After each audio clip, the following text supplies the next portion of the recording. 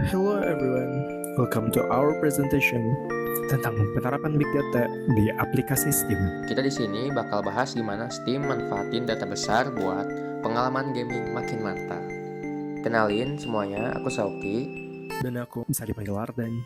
Hari ini kita bakal jelasin bagaimana Big Data jadi fondasi penting dalam strategi Steam, pengguna maupun bisnis. Semua yang kita lakuin secara digital pasti ninggalin jejak data. Nah, data itu ternyata bisa dimanfaatin, terutama sama platform-platform sebesar Steam yang punya ratusan juta user. Big data itu bukan cuma data yang gede, tapi juga data yang punya 5 ciri, yaitu volume, velocity, variety, value, sama veracity. Nah, bener kata Soki. Contohnya tuh, kayak riwayat main, review, screenshot, sampai log aktivitas pemain. Semua itu dianalisis buat sesuatu yang lebih besar. Nah, buat yang belum familiar, Steam itu platform game digital buatan Valve. Kita bisa beli, download, simpan di cloud, dan gabung komunitas. Dan karena basis penggunanya segede itu, data yang dihasilkan pun sangat masif.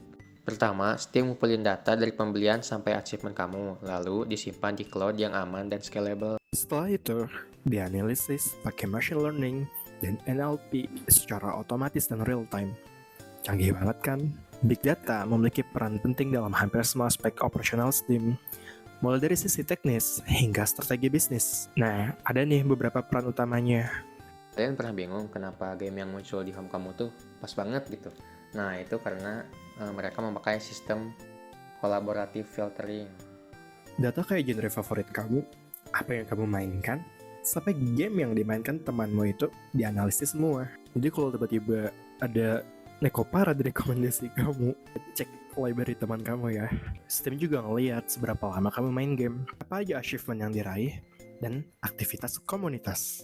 Nah, dari situ fitur atau konten bisa disesuaikan sama minat kamu. Keren banget kan? Nah, diskon di Steam itu ternyata bukan asal-asalan. Mereka menganalisis seperti wishlist, riwayat belanja, dan tren pasar juga. Makanya saat summer sale, game yang diskon-diskon tuh kayak lu banget.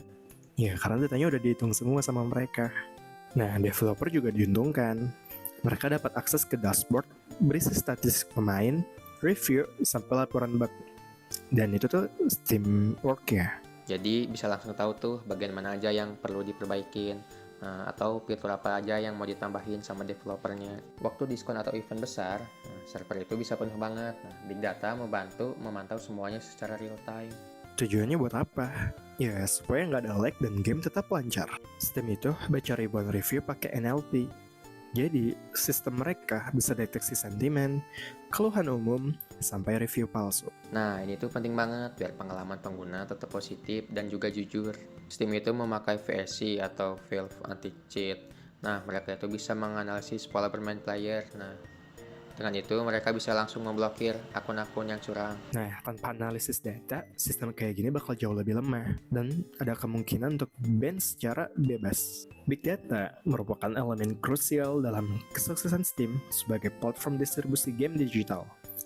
Dengan mengelola data secara efektif melalui teknologi seperti machine learning, NLP, dan cloud computing, Steam mampu memberi pengalaman bermain yang lebih personal dan responsif bagi para penggunanya.